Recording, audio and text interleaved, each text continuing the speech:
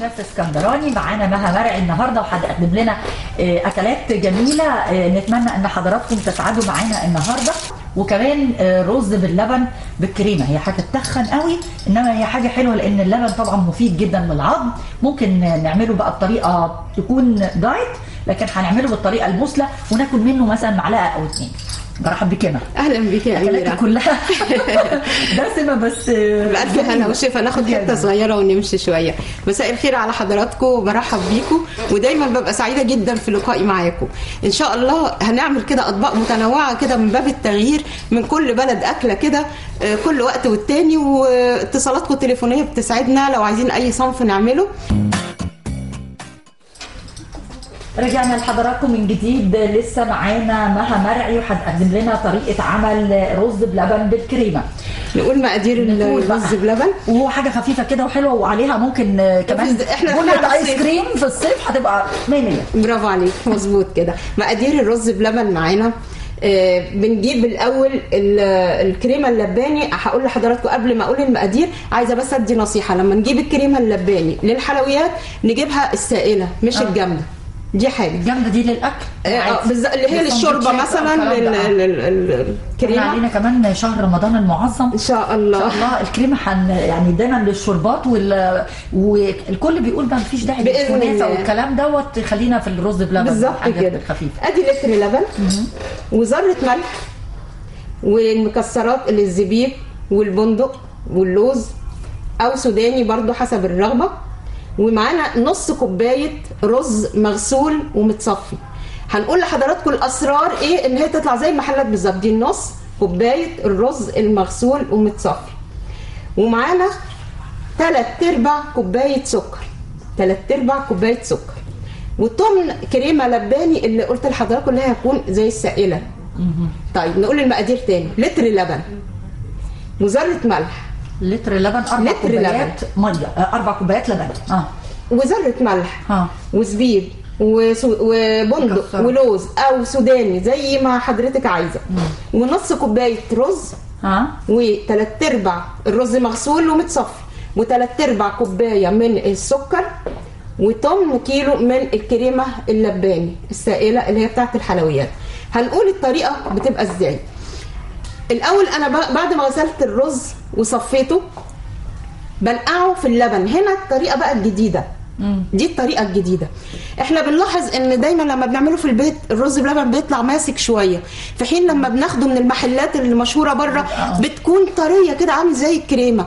هم بيعملوا ايه؟ يعني اللي انا بقول لحضراتكم ده فعلا بيتعمل في المحلات. دي اسرار. إيه عشان الوقت قرب. رز بنقعه في اللبن ساعتين واسيبه على بعض. خلاص. بعد ما بنقع الرز في اللبن ساعتين برفعه بقى على النار وبحط معاه السكر اللي هو 3/4 كوبايه السكر، معاها ذره الفانيليا دي لما يبرد. لما بقلبه كويس، اما بيتقلب كويس قوي بسيبه بقى بيتقل، بحط عليه الكريمه اللباني اخر خطوه. يبقى انا قعدت الرز في اللبن ساعتين، بعد كده رفعتهم على النار، ضفت السكر. نار هاديه جدا يمكن يقعد نص ساعه. حطيت عليه السكر وحطيت ذره الملح. بعد ما ابتدى يتقل ويستوي حطيت عليه تمن كريمه لباني وبزوقه في الاخر بيديني الشكل ده. شايفين بقى حضراتكم هو زي المحلات ازاي؟ طري مش ناشف زي ما احنا مثلا كنا بنشتكي دايما ان هو بيطلع ناشف شويه. ولو حبينا نحط فيه مستكه يا مها ممكن تحطي مستكه طبعا. وممكن مستكه مع الرز مع السكر ممكن وهي هتسيح من حراره النار. وهنحط معاه المكسرات كده والزبيب، وممكن ما نحطش والفانيليا هتديله طعم. ممكن ما نحطش الكريمه. لا الحقيقه لا يا جماعه، ما تسمعوش كلام اميره والنبي. صدقوني الكريمه اللباني من فضلكم لبن دايت. لا من فضلكم كلام اميره خارج نطاق الخدمه دلوقتي. احنا هنعمل الطريقه بتاعتي، اسمعوا كلامي والله زي المحلات بالظبط. هنقولها تاني. لتر لبن ونص كوبايه صغيره، نص كوبايه من الرز المغسول المتصفي. بنحط الرز يتنقع ساعتين، لازم يتنقع، لو ما تنقعش مش هيدي النتيجه الحلوه. بعد ما نقعه ساعتين برفع على نار هاديه مع التقليب المستمر عشان ما يشطش وما يلزقش من تحت.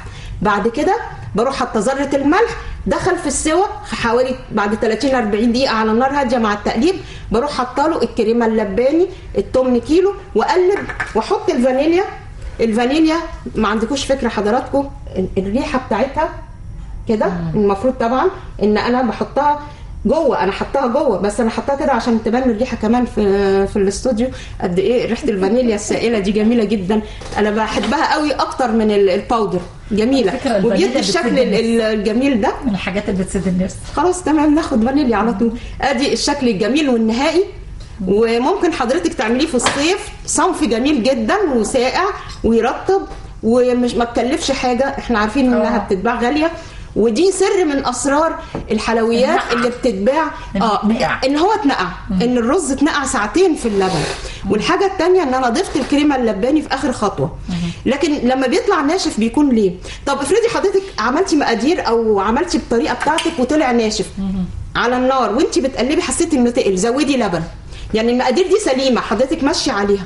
لكن انا بقول لك افرضي مثلا بناتنا اللي لسه يعني بادين حياه زوجيه جديده، لسه يعني ما دخلوش المطبخ قوي، لسه عضمهم طري شويه، ممكن نقول لهم حاجه، لو حاجه باظت منك ما تخافيش، تقل منك الرز بلبن على النار زودي له لبن، بس اهم حاجه ايدك تقلبي على طول، لان الرز كله نشا لو سبتيه هيكلكع وهيلزق.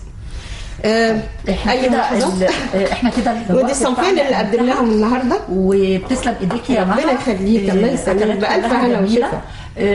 النصيحه يعني بصراحه اللي هياكل ادي الصنفين، لكن مفيش، انا من رايي يا ياكل مظبوط يا ما ياكل.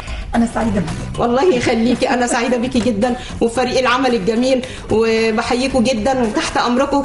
اي طلبات حضراتكم اطلبوها واحنا ننفذها في الحلقه اللي بعدها ان شاء الله. تحت امركم. انا بشكرك جدا. الله يخليك. مشاهدينا الكرام سعيدنا بوجود حضراتكم النهارده. نتمنى ان انتم تكونوا شفتوا الطبقين اللي مها قدمتهم النهارده، البسطيله والرز بلبن، ونتمنى ان حضراتكم تعملوهم جربوهم ويقولوا لنا رايهم الحلقه الجايه. الاكلات بتاعتنا غدا اسره عمل جديده وشاف اسكندراني جديد. نراكم في الاسبوع المقبل، الى اللقاء.